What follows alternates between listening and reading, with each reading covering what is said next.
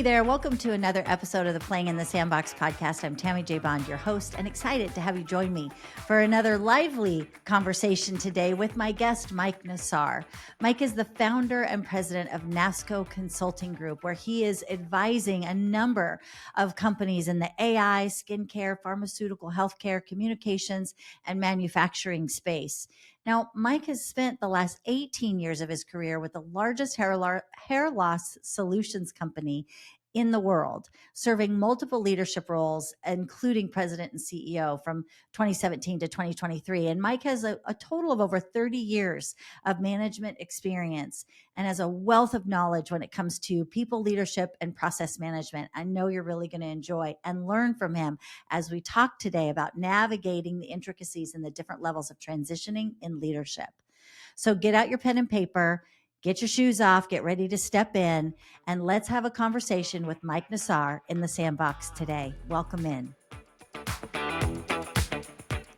Well, Mike Nassar, welcome into the Sandbox. I am so excited to have you join me today for this episode and thrilled that you said yes to spending time with me, and welcome. Thanks for having me. I'm glad to be here. We're going to have a fun conversation. We go back a long way, you and I.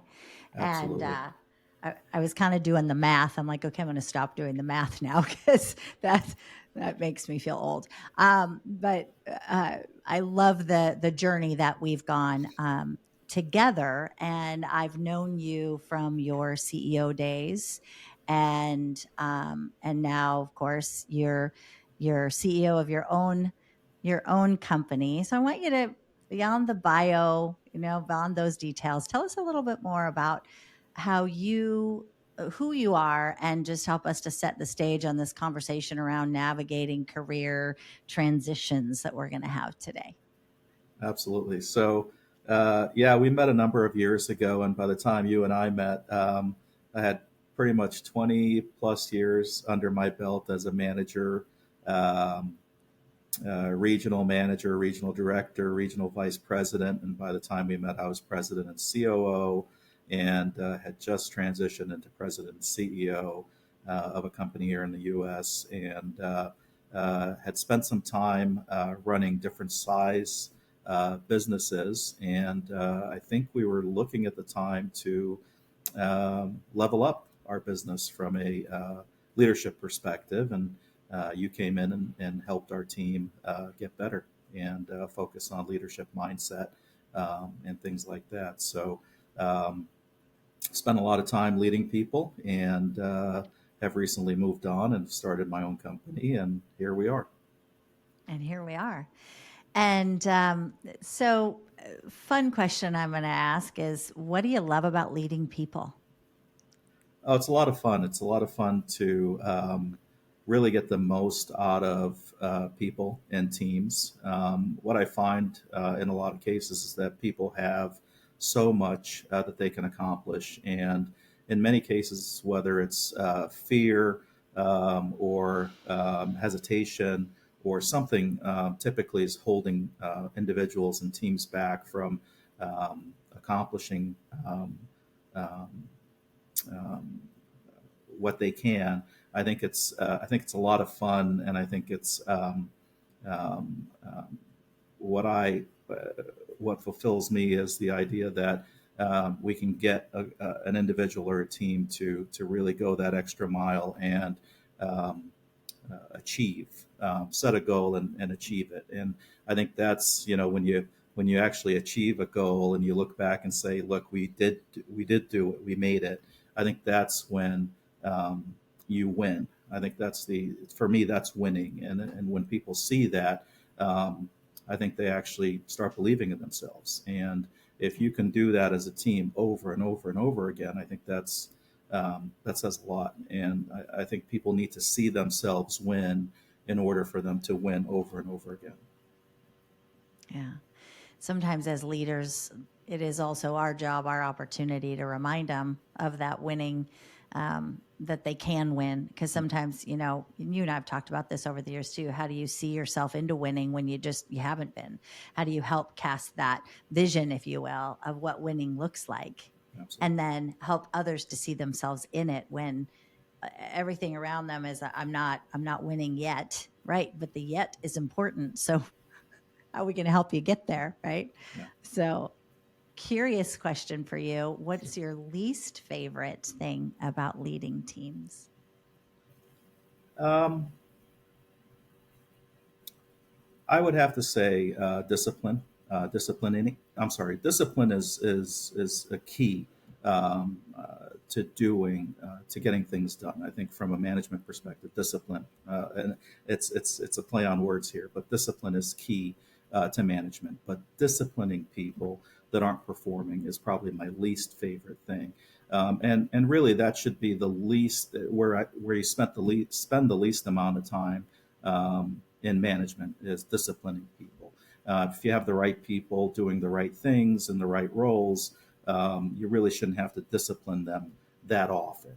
But Right. that to me is probably the least favorite thing. Not to be confused with offering feedback. I think feedback is one of the most important things to do, and I think that should be a given. That should be something that's offered on a regular basis. But telling people that they did something wrong and they shouldn't do that again is probably my least favorite thing. Yeah, and you said something really key in that, and that offering that feedback and having that dialogue open. How do we course correct? Here's something that's not working and what we want to see change. That's not discipline. That's proper leadership. That's being in relationship with your team members. Um, and setting the standards and the expectations is key. And that's when you get to step into, yeah, to discipline. I mean, nobody likes to that's not it. I've yet to find a leader that says, "Yes, I like to discipline." For sure, That's for my sure, favorite thing, right? for sure. Um, and yet it's a necessary part of, that course correcting that again, going back to, well, here's the standards and here's the expectations. Here's where you're meeting it and here's where you're not. So what are we going to do to get you to meet it? That's part of it. And Absolutely. if they're just not getting it, boy, then it's those tough conversations that get to happen. Yeah. And I Yeah. would take it a step further. I think, thinking about your question further, I would say reducing the size of the team is probably the worst thing that I Mhm. would want to do.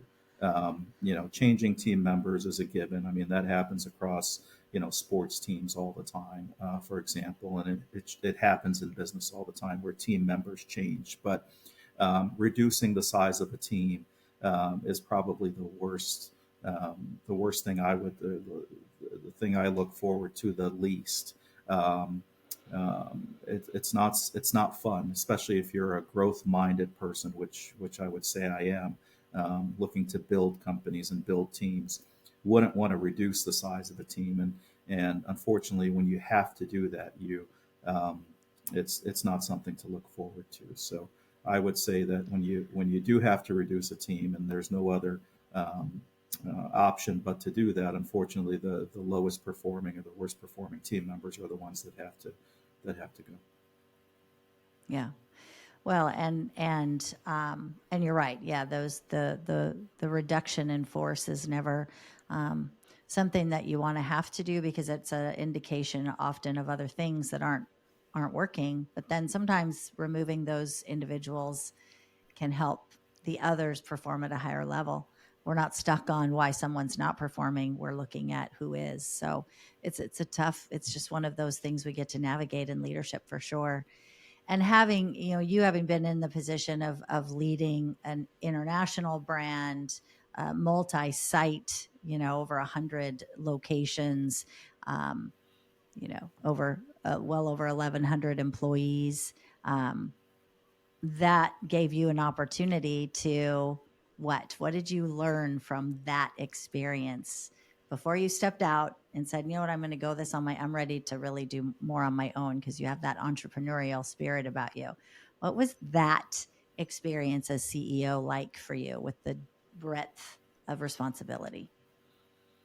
Um, well, to take a step back, I would say I was fortunate to be able to sort of stair step my career, where I started off early in my career with one location and then grew to managing or overseeing 10 to 12 locations. And then, over time, 20 to 30 locations, and then eventually 100 locations. So what I got to learn over time was, I could manage a small group, a little bit bigger group, and then a larger group. And um, the thing that was the same over and over again is that, just dealing with people, but you dealt with more people over time. And the structure of the organization was similar, or the organizations were similar, but you just had more people within those organizations. And I think what helped me was being able to connect with people at different levels, and being able to truly connect with them through communication. And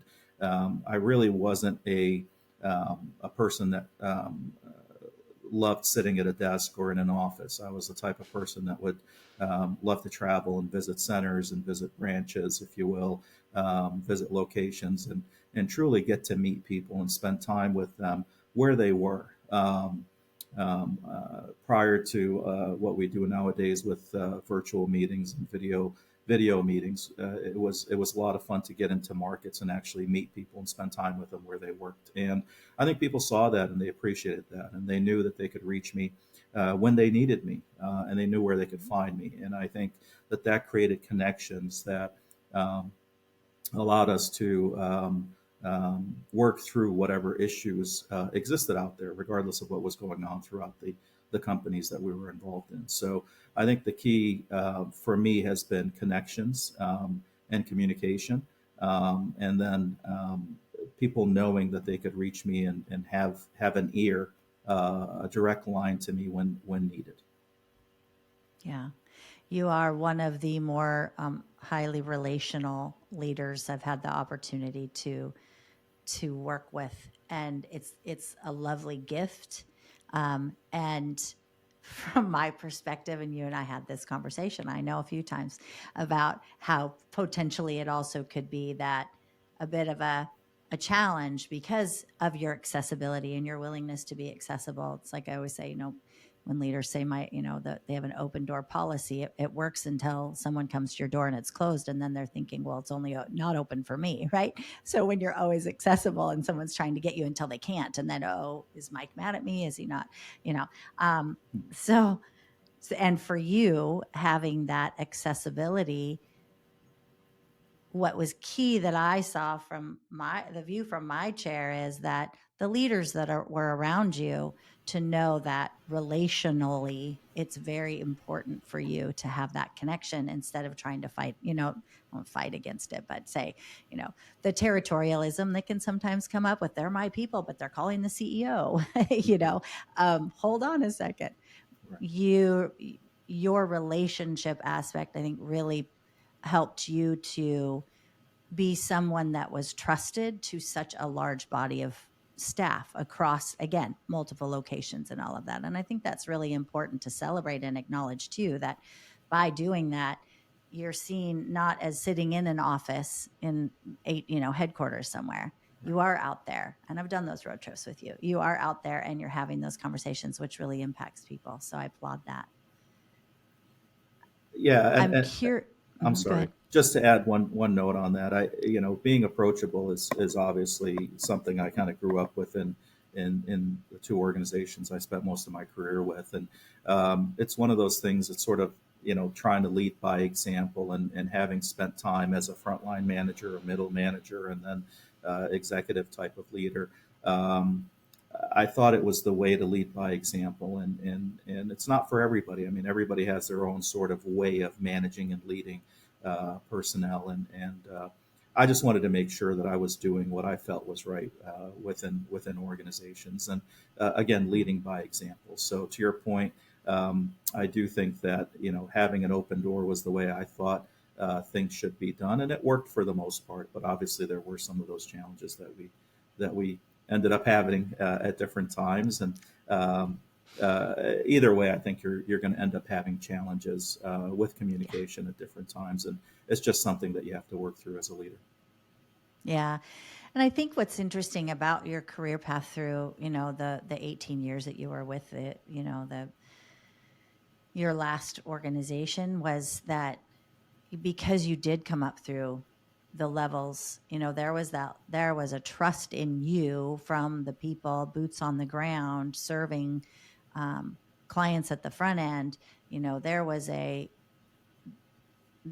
a level of respect, and because you've been there. And I think that from my perspective, I think that's so valuable when you do rise up to being at I'm leading now the company, and and moving up as you did, because you understood at a very clear level every position, what they did, how to be efficient at it. When it wasn't working, you could see the fixes, and that's really a beautiful gift, and it's rare for that size of a company. For most companies, they don't have that, at least in my experience. I haven't witnessed too many that have that from their CEO. So for you transitioning through, I'm curious, 18 years, how in that company, how was that? What do you think those key skills and strategies that were essential for not only your progress, but also others that, middle managers that are listening to this conversation today that are like, okay, I want to move up in my organization. What are those skills that are essentials and those strategies to be able to move up like you did? Absolutely. And to your point, I mean, looking back and having spent 18 years at a company, odds are you're gonna learn a lot in the time that you spend at a company. But I would have to tell you, for the first 5 to 10 years, I really felt like the new guy at the company, because there were so many people that had way more experience than I did, including many of my peers. And I truly felt like the new guy because I really didn't know everything about what we did, and um, I didn't really know everything. So I felt like, you know, um, I felt like I was less than others. So I really focused on learning as much as I could about the company. I needed to apply that curiosity, that natural curiosity that I had, to learning as much as I could about what we did internally. What other companies did, our competitors did. I thought that was important. I did as much as I could about learning about business and about leadership, because that's important to apply, especially to a company that didn't necessarily have competitors of similar size. And I would recommend that to leaders coming in, to learn about what other companies do. I brought with me some experience from a completely different industry that was truly competitive and had tons of competitors, and brought that competitive instinct with me to the company I was with. And even though we didn't have competitors across the street, I wanted to run the business as if we did, and Yeah. would always set it up where I would come in and say, well, let's pretend we had a competitor across the street. How would we run our business differently? How would we treat our members here if differently if we had a competitor that was vying for their membership? And that really set the bar and set the tone for how we did business. And I think that's what I would recommend for a leader at any level, is to set the bar and raise the bar consistently for their people and for themselves, even if they are not in a competitive environment. Because people sometimes are concerned about being innovative, or quote unquote overly innovative. And innovation doesn't mean changing what you do to do it differently. It could just be doing what you normally do in a better way, so that it takes you to a higher level, or it raises the bar or the standards on how you do things. Right. No, very well said. And I think sometimes in our strive for innovation, we overlook some of the key pieces as well, that, the people factor. And I love what you said about you you still felt like the newbie, right? The new guy. You didn't know that even after 8 years and plus, there was still so much that you didn't know, but that you were always seeking to learn and to figure, find out and understand and seek that understanding. And I love that, because so often, and I know we're going to talk about what you're doing in the consulting end of it with the companies that you're influencing now, but so often I find the leader doesn't keep in that curiosity that you mentioned. They don't stay in that place of wanting to learn, or knowing that I don't have all of the answers. I don't know how to do all of the alls, but other people do. And so, how do I bring them along with me to learn from them? And again, what played, I think, so well to you on because you're relational, it made it easy for those around you to also want to share that. Because sometimes you can see the opposite. I don't know if you've seen this, where there are people that are on the team that are like, well, you're the CEO, you're supposed to know. So I'm not going to tell you, I'm not going to help. And you never had that, at least from the view from my chair. I never saw that. Um, People were always really willing to come alongside, and because we were all in it together, right? You all were there doing the work together. And so, anyways, if that makes sense or not. Thoughts? Sure, absolutely. Nothing. Nothing excited me more as a leader, regardless of what level I was at, than when somebody would come to me and say, I've got an idea I'd like to share with you, or I've got a thought on how we can do this better. That to Yeah. me was the best thing I could ever hear. Um, Yeah. if it was a stylist, for example, that would say, I've got an idea on how we can do our job better, or if it was a mid-level manager that would have a way they did business that we could apply or share with Right. their peers, or an executive leader that would say, let's try this in a meeting moving forward. I think those are the types of things that I think leaders or employees across all levels should do, and leaders at any level should welcome in order for their Yeah. companies to be better. I think that that's So that's good. really important. And I think regardless That's of really your important. industry, for me, again, being uh, at the very curious side of the spectrum, just for example, traveling to centers. If I saw an airline doing something that I thought was cool, I would like to bring that in. For example, a survey after a flight, or maybe a hotel doing something from a hospitality perspective that I thought was interesting. I'd like to bring that to what we would do for our membership, or a restaurant that did something. I'd love to do that from a hospitality perspective, or even Mhm. back in my staffing days, a competitor doing something that I found out about in an interview of a staff member that was working for a competitor. I'd like to bring that to the table. So those are the types of things that you learn just in your normal course of business that you pick up on and you bring to your company. And I think that's just the type of stuff that you could learn as you go, that you can use to make your company better. And it can come from That's anyone. It doesn't have to come from a book. It doesn't have to come from a high level leader. It doesn't have to come from an encyclopedia. It could come from the person that you're having a coffee with, or a person that you're interviewing, or a person that mhm. maybe joins your company at any level. It doesn't necessarily have to come from a higher up. Yeah. And what you said in that is so key from a success perspective. Like, how do you succeed in your current role? One, be seeking to learn from all places, but more my perspective, what I heard that really lit me up, excited me, is that as the leader, to be willing to hear that feedback and those ideas from people at all levels. Because again, the boots on the ground, to use the stylist, they're the front end. They're in it with the customers. They're right there.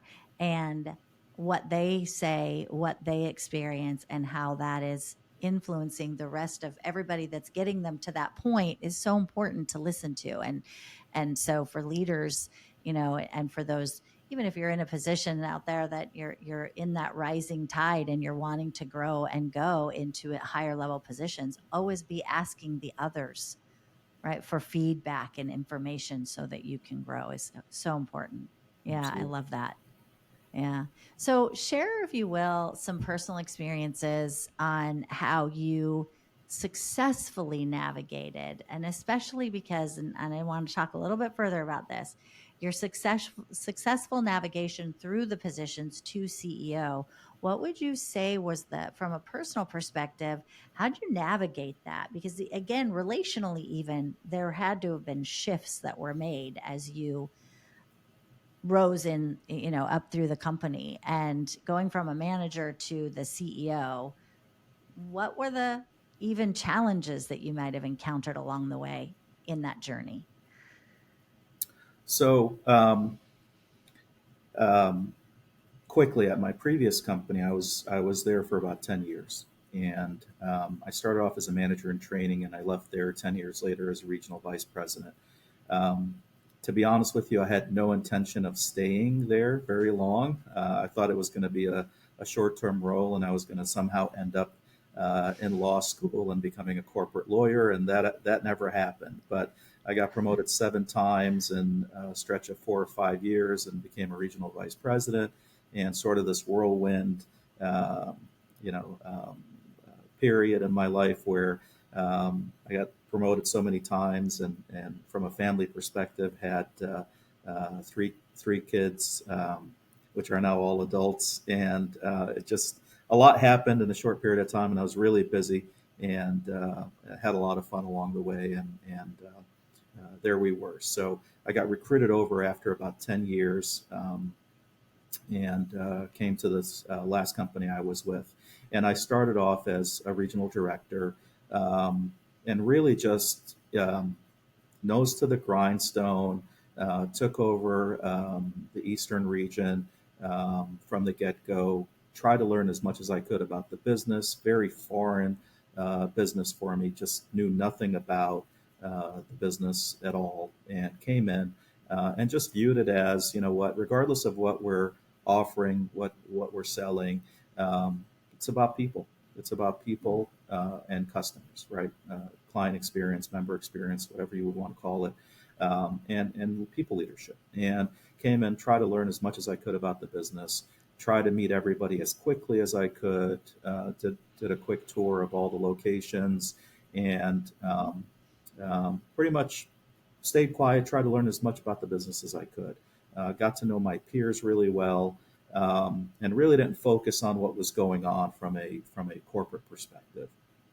Didn't get involved in any of the other departments. Was obviously very cordial with everyone, but didn't want to get involved in what marketing was doing, or what accounting was doing, or what anybody else was doing. Nose to the grindstone, focusing on operations and what we could do that was within our control at the centers, and did that for about a year, and then the position was elevated to regional vice president, and again just stuck with that for um, from 2006 to about 2014, where I became senior regional vice president, and continued to work with, at that point, all the centers across North America. And in 2017, got called upon to be president and COO at the time. And honestly, I never asked for a raise, never asked for a promotion. I just did the work. And I don't know if that's the right advice for somebody coming up in an organization, to not ask to be recognized. But I always had this approach, whether it was at either of the two companies I've spent most of my career with. But I just wanted to be the obvious choice. I wanted to be the person that was doing the work and let my work speak for itself. Kept my nose clean, stayed out of trouble, and just did the work. And again, let the numbers and the work speak for itself. And again, wanted to be the obvious choice. When compared to the rest of the folks doing the work, I wanted people to say, you know what, Mike's the one that deserves the promotion. And fortunately, I worked for the right people, and was recognized for it. And again, over time, the promotions were there, and the money came over time as well, um, and it was fun. It all sort of came together, and I think that uh, the feather in my cap over time was making sure that as I was rising through organizations, many people rose with me in those organizations, and many people got promoted. And again, our idea of growth wasn't necessarily just people being promoted, but the ability for companies and organizations to also allow people for better livelihoods, and allow us to grow organizations, to be able to grow the number of locations that we had, to be able to increase the number of people we had working for us. And I think that's the idea, right? You put more people to work, you give people more opportunities to earn, you give more customers, depending on what you're offering, the ability to feel better about themselves with the solutions that you're offering. And I think I've been able to do that now for many years. And so, with that, then, thank you. And with that, curious, what do you look for then? Your what I hear in that is your philosophy was do the work, head down, do the work. It's not about getting acknowledgement. It's not about getting a new position. It's about doing excellent work and letting the excellence of your work speak for itself to the people that aren't, making those decisions. So then flip the table when you were the CEO and you were looking at how you then brought people up through the organization, gave those promotions, and other than, yes, you brought people along with you, you did that well. But then when you're in that seat, what were the things that you looked for? What are those keys that you looked for, man? Like, so getting the work done. Maybe I even see even what does that mean? Mhm. So that someone that's going, okay, so yeah, I do my work every day. I get my work done, but I'm still not getting the acknowledgement. What were you looking for when you made those decisions of who to elevate and promote? Um, a number of things. First of all, that initial connection. Again, knowing you want to know that you want to know what drives people in the organization, and even to the point where we started bringing on interns in the organization, and there would be a time when the leaders of the organization would meet the interns, and we'd go around and we'd ask, "What are you looking for in the organization that you're joining as an intern?" And we would want to know, for example, what the interns would be looking for, what the new managers joining the organization would be looking for, what any new employee would be looking for. And we would be as interested in knowing what they were looking for as we would hope that they would be interested in knowing what we were looking for from them. So you want to make sure that it's a match between the employee and the employer, right? So for me, it's hopefully some sort of match between the employee and the employer in regards to what they're looking for in terms of fulfillment from that relationship, that employee-employer relationship. For me, it's doing things smart, working hard, achieving goals, setting goals and achieving them. If we don't have a goal as individuals, if we don't have a goal as a team, whether it's a center team or a regional team, then there's something wrong. And if we can't write it down, then we can't do it. And I think setting goals, we talk about it a lot in business, but unfortunately, not everyone does that. And that's something that Yeah. we need to start doing as leaders is we've got to sit down with our teams and set goals. And we've got to take it seriously that our teams should have goals. And as individuals, we can help individuals early on in their careers set goals for themselves. Because if they don't have goals, they're going to flounder, they're going to flail, they're going to be out there not knowing where they're going, and unfortunately, they're going to use that as probably an excuse for not being successful in the short term or the long term. Seeing how people grow over time is important. Seeing how people come together as a team to me is important. Um, they are a team. They're not necessarily family at work. They're not necessarily friends at work, but they are a team at work. We can at least say that they need to be a team. People should be a team at work.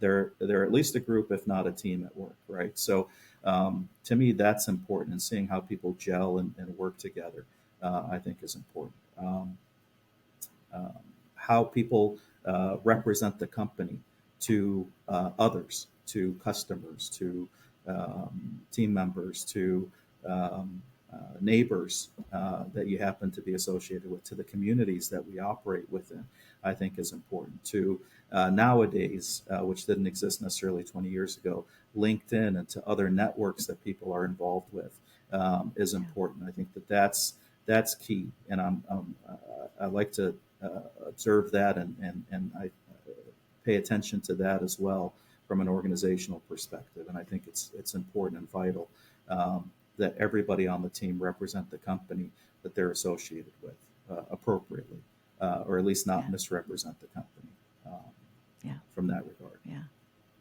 Yes, it's a telltale sign if you have someone on your team of leaders and that's on LinkedIn and representing other companies and other work, but not your own. It's like, I want to have a conversation about that. Let's find out what's going on, because it could show that they're, disenchanted with what you have going on too. LinkedIn is a great tool.